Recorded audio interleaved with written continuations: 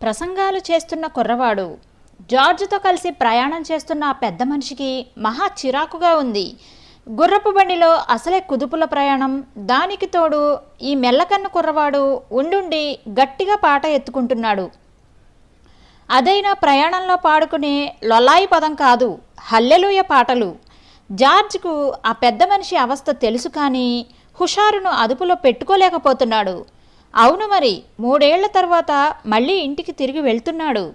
నీలాకాశం, కనుచూపు మేర పచ్చని గడ్డి మైదానాలు, పచ్చిక బయళ్లలో గొర్రెల మందలు, చిగురు తొడుగుచున్న చెట్లు, గ్లోస్టర్ వెళ్లే దారి అంతటా కనువిందు చేసే ప్రకృతి వయ్యారాలన్నీ అతనిలో నిండి ఉన్న దైవ ప్రేమను ప్రతిబింబిస్తున్నట్టుగా ఉన్నాయి. ఆక్స్ఫర్డ్ నుండి గ్లోస్టర్కు 60 మైళ్ళ ప్రయాణం జరిగిన 2 రోజులు పాటలు పాడుతున్నా మౌనంగా ఉన్న జార్జ్ హృదయం మాత్రం పట్టపగ్గాలు లేకుండా ఉంది. హృదయంపైనున్న భారాన్ని దేవుడు తొలగించి ఆయన కుమారునిపైని సజీవ విశ్వాసాన్ని జార్జ్ హృదయంలో నింపిన ఆ రోజు నుండి ఇదే వరుస. పైగా చర్చ్ పాస్టర్ అయ్యే ఆలోచనను జార్జ్ విరమించుకున్నాడు. ఎందుకంటే ఆ వృత్తి ద్వారా అతనికి సమాజంలో ప్రతిష్ట పెరుగుతుంది. ఒక్కో మెట్టు ఎక్కి బిషప్ కావాలనే ఆశ కలిగే ప్రమాదం ఉంది.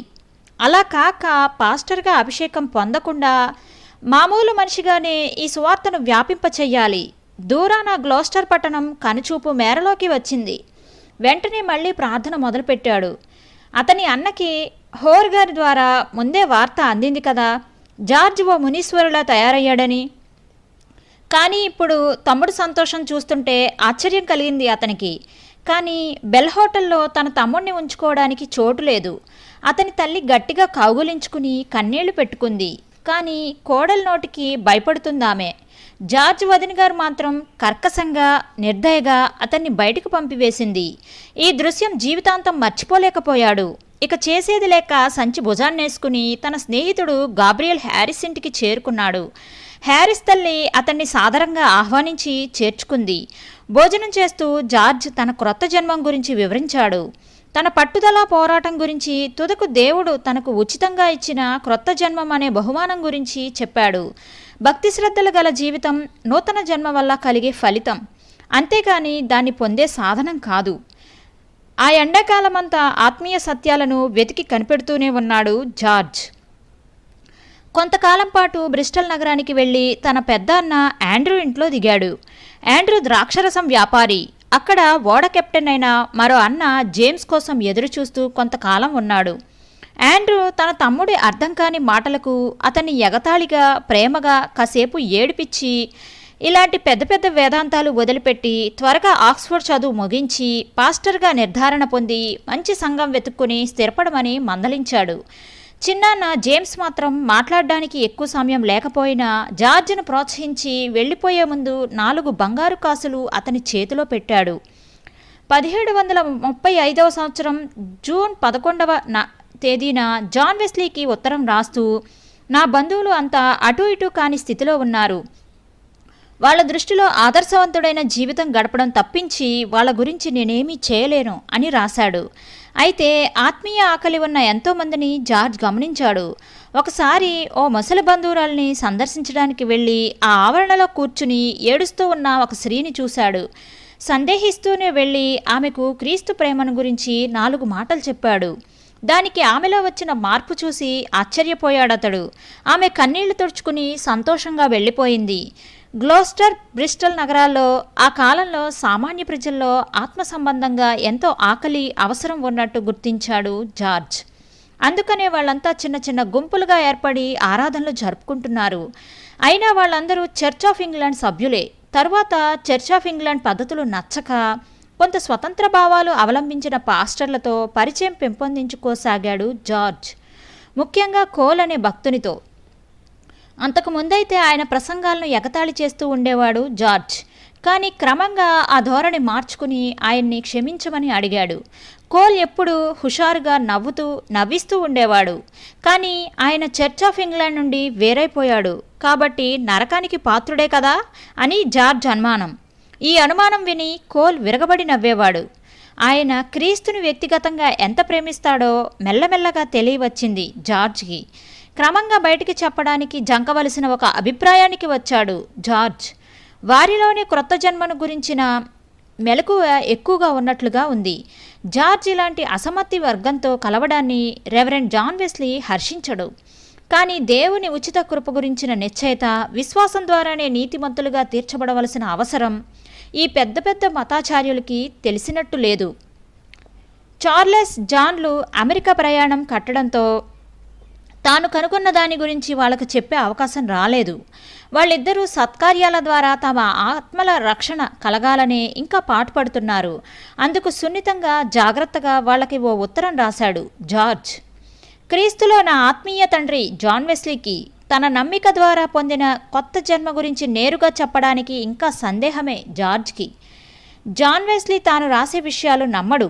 నా చదువు కొనసాగించడానికి ఆక్స్ఫర్డ్ నేను ఇంకా తిరిగి వెళ్ళలేదు. ఇక్కడి ఆత్మల రక్షణార్థం నా ప్రయత్నాలను దేవుడు కొంతవరకు ఫలింపచేశాడు. క్రొత్త జన్మను అనుభవించిన కొందరు ఇక్కడ ఉన్నారు. ఓ పల్లెటూరు నుండి ఒక కుర్రవాడి మధ్య నా దగ్గరికి వచ్చాడు. నా ద్వారా దేవుని నుండి అతడు పొందిన ఆత్మీయ ఆశీర్వాదానికి కృతజ్ఞతగా కాసిని యాపిల్ పళ్లను 7 మైళ్ళు మోసుకొని నాకు తీసుకొచ్చాడు. అతడు నడిచిన దారి పొడవునా దేవుని సన్నిధిని అనుభవించాడు. గ్లోస్టర్లో కొత్తగా వచ్చిన బిషప్ డాక్టర్ బెన్సన్ ఓ ప్రకటన చేస్తూ 23 ఏళ్లలోపు వయస్సున్న వాళ్లను పాస్టర్గా అభిషేకించడాన్ని నిషేధించాడు. జార్జ్కు ఇంకా 21 దాటలేదు. ఆ ప్రకటన ఎంతో హర్షించాడు జార్జ్. ఎందుకంటే పాస్టర్ పని వృత్తిగా చేపట్టి కీర్తి ప్రఖ్యాతులు ఆర్జించే శోధన ప్రస్తుతానికి తొలగింది కదా. ఒక రాత్రి జార్జ్కు వచ్చిన కలలో బిషప్ గారు కనిపించారు. తన భవంతిలో జార్జితో ఆయన మాట్లాడుతున్నట్టు, ఒక బంగారపు ముద్దను ఆయన జార్జికి ఇచ్చినట్టు కలొచ్చింది. డాక్టర్ బెన్సన్ తనను రెవరెండ్గా అభిషేకించనున్నాడని ఈ కల భావంగా జార్జ్ అర్థం చేసుకున్నాడు. భవిష్యత్తులో తాను బిషప్ అయినట్టు మరోసారి అతని మనస్సులో మెదిలింది. వెంటనే మోకాళ్ళుని ఆతృతగా ప్రార్థన చేశాడు. అలాంటి గొప్పతనాల గురించి తన మనస్సులో ఆశ పుట్టకుండా ఉండాలని. త్వరలోనే ఆ కల గురించి, బంగారం గురించి మర్చిపోయాడు జార్జ్. మరుసటి 7 జనవరి నెలలో ఓ సాయంత్రం ప్రార్థన ముగిసిన తరువాత ప్రార్థనా మందిరం నుండి జార్జ్ బయటకు వెళ్తుంటే బిషప్ గారి ప్రధాన అనుచరుడు ఒక ఆయన జార్జిని పిలిచాడు. క్షణం పాటు జార్జికి గాబరా పుట్టింది. ఘనత వహించిన బిషప్ గారు నీతో మాట్లాడాలనుకుంటున్నారు. బిషప్ గారికి తన మీద కోపం రావడానికి, తాను చేసిన పని ఏమిటో గుర్తు చేసుకోవడానికి విశ్వప్రయత్నం చేస్తూ బిక్కుబిక్కుమంటూ ఆయనను అనుసరించాడు జార్జ్. బిషప్ గారి భవనం గేటు దగ్గర జార్జ్కి అభివాదం చేసి వెళ్ళిపోయాడాయన. జార్జ్ లోపలికి ప్రవేశించి మెట్లెక్కి పైన నిలబడి ఉన్న బిషప్ గారి సముఖానికి చేరాడు. వాత్సల్యపూరితమైన చిరునవ్వుతో నిలబడి ఉన్నాడు బిషప్ గారు. జార్జ్ చెయ్యి పట్టుకుని దయగా అతన్ని లోపలికి నడిపించి తీసుకువెళ్ళి ఆరాధనకు సంబంధించిన దుస్తులు మార్చుకుని వస్తానని చెప్పి లోపలికి వెళ్ళాడు. జార్జ్ గుండె వేగంగా కొట్టుకుంటోంది. బిషప్ తండ్రి గారు సాక్షాత్తు దేవుని ప్రతినిధి, రాజవంశానికి చెందినవాడు. ఆ గదిలో కళ్ళు మూసుకొని ప్రార్థించాడు జార్జ్. ప్రభువా, నాకు సహాయం చెయ్యి. ఇప్పుడు నా భవిష్యత్తు నీ చేతుల్లోనే ఉంది. నీకు స్తోత్రాలు. ఆ మిస్టర్ విట్ఫీల్డ్ బిషప్ గారి స్వరం విని కళ్ళు తెరిచి ఆ దైవజనుణ్ణి, మనుషుల్లో అతి శ్రేష్ఠుడైన ఆయన ప్రేమ నిండిన స్వరూపాన్ని చూశాడు జార్జ్. నేను నీ సద్గుణాల్ని గూర్చి విన్నాను. ఆరాధనలో నీ ప్రవర్తన నాకు నచ్చింది. నీ వయసెంత? తన వయసు 21 అని చెప్పాడు జార్జ్. 23 లోపు ఉన్న వయసు ఉన్న వాళ్ళెవ్వరినీ అభిషేకించనని నేను ప్రకటించి ఉన్నప్పటికీ నీ విషయంలో మాత్రం నీ శిక్షణ పూర్తి కాగానే నిన్ను అభిషేకించడం నా కర్తవ్యం అని భావిస్తున్నాను. జార్జ్ ఒక పుస్తకం కొనవలసి ఉంటుందని చెబుతూ బిషప్ తండ్రి గారు తన పర్సు తెరిచి 5 బంగారు నాణాలు తీసి అతనికిచ్చాడు. తన కల గుర్తు తెచ్చుకుని దేవుని ప్రేమను తన హృదయంలో అనుభవిస్తూ పులకరించింది జార్జ్ తనువు. Reverend George Whitefield BA bachelor of arts అనే డిగ్రీ ఆ రోజుల్లో ఇంగ్లాండ్లో పాస్టర్ శిక్షణ పొందిన వాళ్లకు మాత్రమే ఇవ్వబడేది. ఆక్స్ఫర్డ్ నుండి లండన్ వెళ్లే బగ్గీని మెత్తని సీటు మీద తన నిలువుటంగి గౌను వేసుకుని పాస్టర్గా తాను పెట్టుకోవలసిన విగ్గు ధరించి కూర్చుని ఉన్నాడు. హృదయంలో నుంచి గానం పెళ్ళుబుకి వస్తున్నా నిగ్రహించుకుంటూ గడిచిన నెలల్లోని సంఘటనలను నెమరు వేసుకున్నాడు జార్జ్. 1736వ సంవత్సరం జూన్ నెల 20వ తేదీన గ్లోస్టర్ కేథడ్రాల్లో బిషప్ డాక్టర్ మార్టిన్ బెన్సన్ గారు జార్జ్ని డీకన్గా అభిషేకించారు. ఆ రోజున ఒక మిత్రుడికి పూర్తిగా ఆయన మీద ఆధారపడి ఆయన దివ్య హస్తాల్లోకి నన్ను నేను సమర్పించుకున్నాను అంటూ ఒక ఉత్తరం రాశాడు జార్జ్. ఆ ఆదివారమే ప్రసంగం చేయమని స్నేహితులు ప్రోత్సహించారు. కానీ జార్జ్ మాత్రం జైలుకు వెళ్లి ఖైదీలకు ప్రార్థన నడిపి ఆ పైన తన పరిచర్య పేదలతో మొదలైనందుకు సంతృప్తి పడ్డాడు. తరువాతి ఆదివారం గ్లోస్టర్ నగరంలోని సగం మంది ప్రజలు సెంట్ మేరీ ద క్రిస్ట్ కేథడ్రల్కి తరలివచ్చారు. దీర్ఘ ఉపన్యాసాన్ని తయారు చేసుకోవడమే కాక తన నేర్పునంతా ప్రయోగించి ప్రసంగించాడు జార్జ్. తన గంభీరమైన స్వరం హాలంతా పరుచుకుని వెనక ఉన్న బెంచీల వరకు వ్యాపించేలా మాట్లాడాడు. అది అయిన తరువాత ఏ ప్రసంగం ఇంత ఇంపుగా లేదు ఇంతవరకు అంటూ వెన్నుతట్టారు అందరూ. జార్జ్ చెక్కిళ్ళు ఎర్రబడినాయి ఈ పొగడ్తలతో. పెరుగుతున్న గర్వాన్ని నొక్కిపట్టే ప్రయత్నం చేశాడు. కానీ కొందరు వెళ్లి బిషప్ గారికి ఫిర్యాదు చేశారు. విట్ఫీల్డ్ గారి ప్రసంగం వలన 15 మందికి పిచ్చి పట్టింది అని. వచ్చే ఆదివారం దాకా వాళ్ళ పిచ్చితనం నిలిచి ఉంటుందని ఆశిస్తాను పొడిగా సమాధానం ఇచ్చాడు బిషప్ గారు. బిషప్ గారు తనకు గ్లోస్టర్లో 2 సంఘాలను అప్పగించాలని ఉద్దేశించినప్పటికీ ఆక్స్ఫర్డ్లోని తన స్నేహితుల బలవంతంపై వెస్లీ స్థానంలో పాస్టర్గా కుదిరాడు జార్జ్. అయితే అక్కడి పేదలు, రోగులు, ఖైదీల మధ్య కూడా సేవ చేయవచ్చు. ఆక్స్ఫర్డ్కి సెలవులు ఇచ్చారు. విద్యార్థులంతా ఎవరి ఇళ్లకు వాళ్ళు వెళ్ళిపోవడంతో అక్కడ ఎక్కువ పని లేకుండా పోయింది.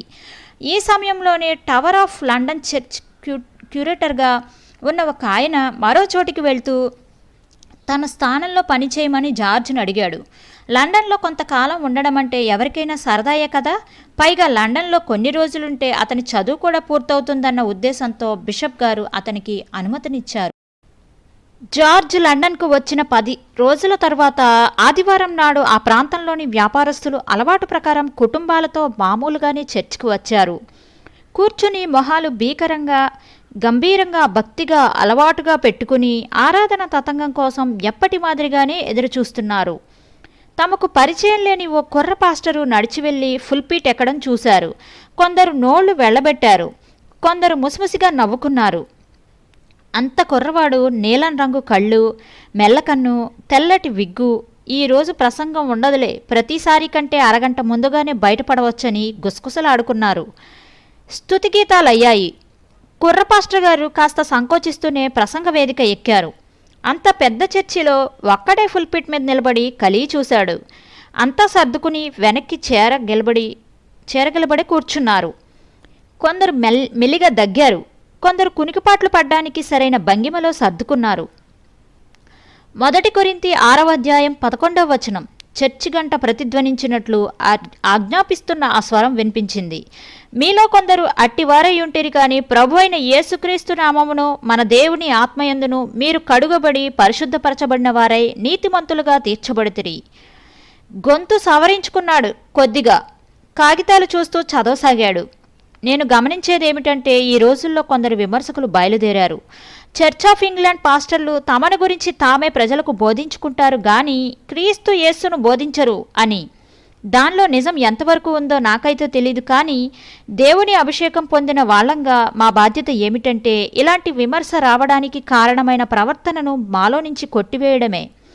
నిత్యము దేవుని వాక్య సత్యాలను విశ్వాస నిశ్చయతతో ధైర్యంగా క్రీస్తు యేసు నామము తప్ప ఆకాశము కింద ఏ నామము ద్వారానూ రక్షణ కలగదన్న వార్తను మేము ప్రకటించడం విని వాళ్ళు మమ్మల్ని విమర్శించినందుకు సిగ్గుతో తలవంచుకునేలా చేయాలి. వాళ్ళింతవరకు విన్న ఏ ప్రసంగమూ ఇలా మొదలు కాలేదు. అందరి చూపులు జార్జ్ పైన నిలిచాయి. విశ్వాసం యొక్క ప్రాథమిక ప్రయోజనం గురించి కొంత చెప్పాడు. అదేమిటంటే నమ్మడం వలన యేసుక్రీస్తు రక్తం మనుషుల్ని వాళ్ళ పాపాల నుండి నీతిమంతులుగా నిలబెడుతుంది.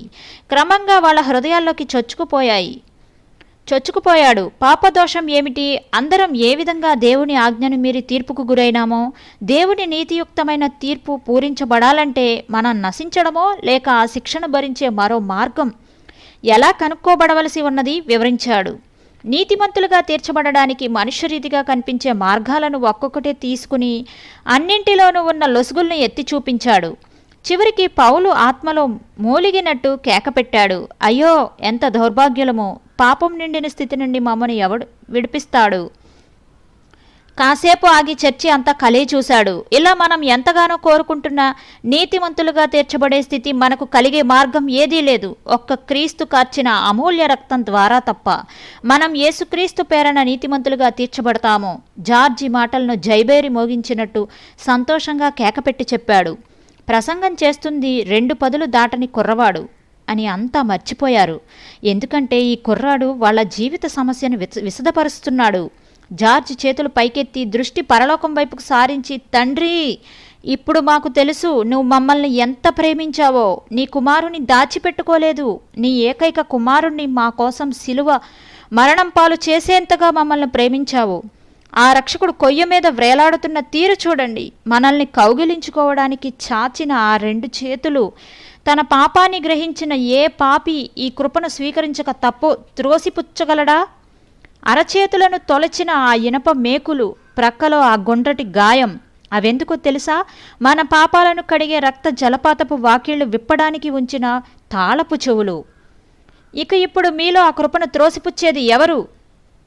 పక్షి ఈక నేల మీద పడినా వినిపించేంత నిశ్శబ్దం అలుముకుంది. దూరాన ఎక్కడో మోగుతున్న గంటలు స్పష్టంగా వినిపిస్తున్నాయి. ఆ యువ బోధకుడు ప్రార్థనకు తల వంచాడు. ప్రార్థన చెప్పి మధ్యలో నుండి బయటకు నడిచాడు. కొందరు సంఘస్థులు దేవుడు నిన్ను ఆశీర్వదించునుగాక అని మెల్లగా గొణిగారు. ఎవరో చెయ్యి చాపి అతన్ని ముద్దు పెట్టుకున్నారు ఆప్యాయంగా.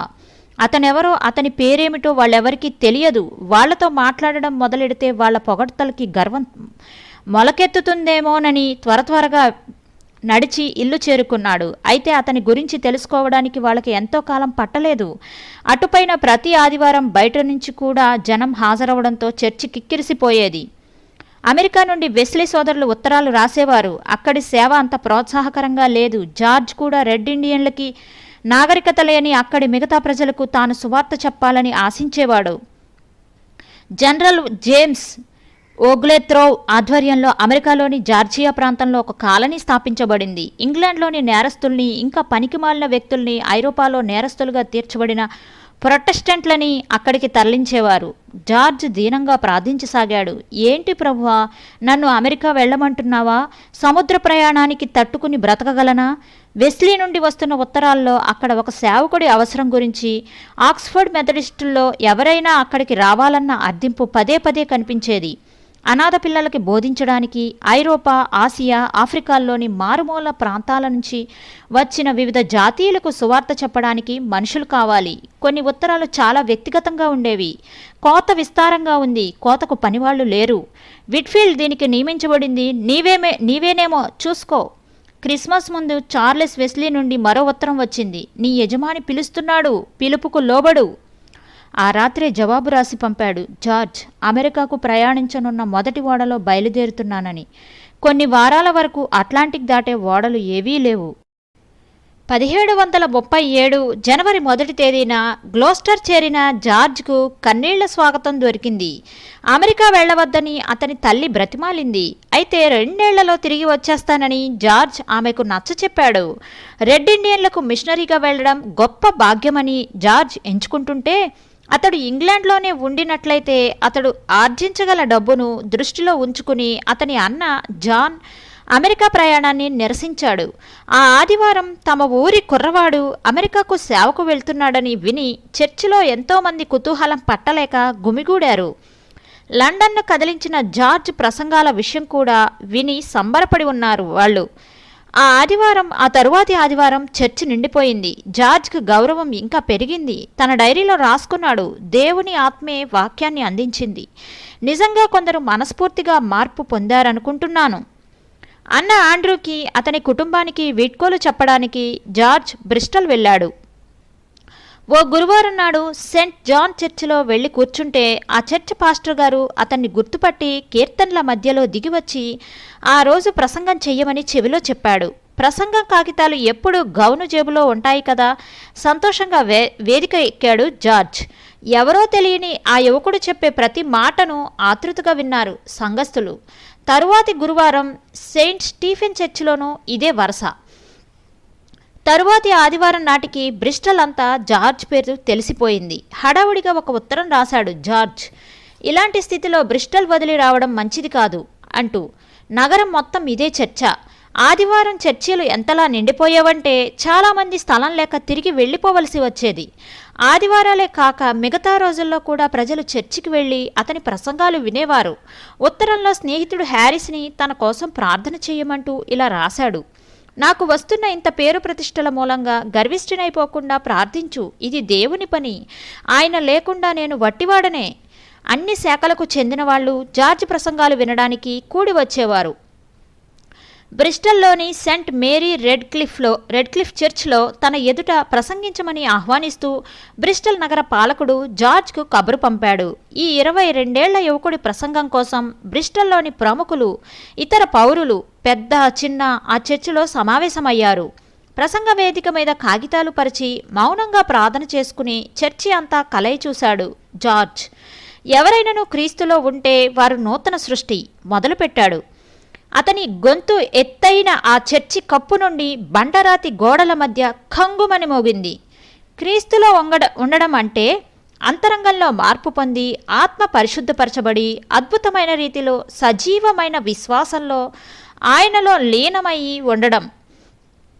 బ్రిస్టల్ నగర కార్పొరేషన్ ద్వారా జార్జ్కు మంచి జీవనోపాధి ఏర్పాటు చేస్తానని ఆ నగర పాలకుడు జార్జ్కు ఆహ్వానం పంపాడు. అప్పటిదాకా అర్థం లేని వాదోపవాదాలతో నిండిన ప్రసంగాలు విని విని విసిగు చెందిపోయాడు ఆయన పాపం. అయితే తట్టి లేపుతున్నట్టు జార్జ్ ప్రసంగం ఆకర్షించింది ఆయన్ను. అతన్ని బ్రిస్టల్లోనే ఉంచేసుకోవాలని ఆయన ఆశ. కానీ రెడ్ ఇండియన్ల మధ్య సేవ చేసే పిలుపును అప్పటికే అందుకుని ఉన్నాడు కాబట్టి జార్జ్ ఆ ఆహ్వానాన్ని తిరస్కరించాడు.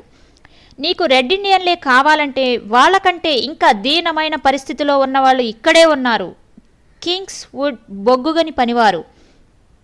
బొగ్గు ధూళి పేరుకుపోయిన వాళ్ళ శరీరాలు ఎంత మురికిగా ఉంటాయో వాళ్ళ మనసులు అంత అంధకారమయంగానే ఉంటాయి జవాబిచ్చాడాయన. కొంతకాలానికి అమెరికాలోని జనరల్ ఓగ్లేథ్రోఫ్ నుండి ఉత్తరం వచ్చింది. జార్జ్ ప్రయాణం మళ్లీ వాయిదా పడింది. బ్రిస్టల్ నగర వాసులకు ఇది అతి సంతోషకరమైన వార్త. జార్జ్ వారంలో 5 సార్లు ప్రసంగాలు చేసేవాడు. జూన్ నెల వేడిని లెక్క చేయకుండా జనం విపరీతంగా వచ్చేవారు. గ్యాలరీ నిండిపోయి దాని కడ్డీలు పట్టుకు వేలాడుతూ వాక్యం వినేవారు. అంతమంది కిక్కిరిసిపోవడంతో చర్చి వేడెక్కి ఊపిరి సలిపేది కాదు. ఈ 22 బోధకుడి మాటలు వినడానికి వచ్చిన జనంలో దాదాపు సగం మంది చర్చ్ బయటే మిగిలిపోయేవారు. ఫుల్పీట్ దాకా జనంలో నుండి దారి చేసుకుని వెళ్లడం జార్జ్కు కష్టమైపోయేది. అయితే అతని సందేశం మాత్రమే మారేది కాదు. మన దివ్య యజమాని ఏమంటున్నాడు? ఒక మనిషి తిరిగి జన్మిస్తేనే తప్ప అతడు దేవుని రాజ్యంలో ప్రవేశించలేడు. మంగళవారం తాను లండన్ వెళ్ళి అక్కడి నుండి అమెరికాకు వెళ్ళిపోతున్నానని జూన్ 21 ఆదివారం సెంట్ మేరీ చర్చిలో జార్జ్ ప్రకటించాడు. అతను నివాసం ఉన్న ఇంటి దాకా ఎందరో స్త్రీ పురుషులు కన్నీళ్లతో వెంబడించారు. తరువాతి రోజు ఉదయం నుండి అర్ధరాత్రి దాకా ఒక్కొక్కరితోనూ వ్యక్తిగతంగా మాట్లాడుతూ ఉండిపోయాడు జార్జ్. బ్రిస్టల్ నగరం నుండి అతన్ని సాగనంపడానికి భారీ ఎత్తున ఏర్పాట్లు జరిగాయి. కుర్రవాళ్లు గుర్రాల మీద, పెద్దవాళ్లు గుర్రపు బగ్గీల్లోనూ అతన్ని చక్రవర్తిలాగా సాగనంపాలని నిశ్చయించుకున్నారు. అయితే జార్జ్ ఆ ఉదయం 3 గంటలకే లేచి ఆ వెన్నెల్లో ప్రశాంతంగా తన అనుచరుడు జోసెఫ్తో కలిసి వెళ్ళిపోయాడు.